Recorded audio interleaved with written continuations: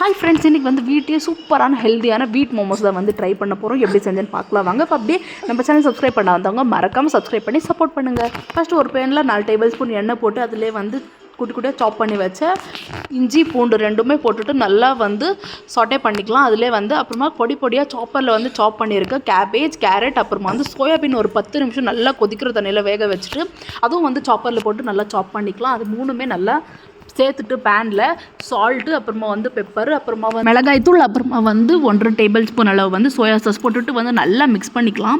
ஒரு 3லேருந்து 4 நிமிஷம் வந்து வேக வச்சவே போதும், எல்லாம் சாப் பண்ணி இருக்கிறதுனால. அப்புறம் வந்து மாவு வந்து பூரிக்கு தேய்க்கிற மாதிரி நல்லா கொஞ்சம் ஹார்டாக வந்து தேய்ச்சிக்கலாம். சப்பாத்திக்கு கொஞ்சம் சாஃப்டாக இருக்கும், சப்பாத்திக்கு வந்து கொஞ்சம் லைட்டாக ஹார்டாக இருக்கும். அந்த மாதிரி வந்து தேய்ச்சி எடுத்துக்கலாம். அப்புறம் உங்களுக்கு எப்படி வேணுமோ அப்படி வந்து ஷேப் கொடுத்துக்கோங்க. எனக்கு வந்து இந்த ஷேப் தான் வந்து ஈஸியாக இருந்தது. ஸோ வந்து நான் இந்த ஷேப் பண்ணிவிட்டு அப்படியே மோமோஸ் சட்னி வந்து பண்ணிக்கலாம்.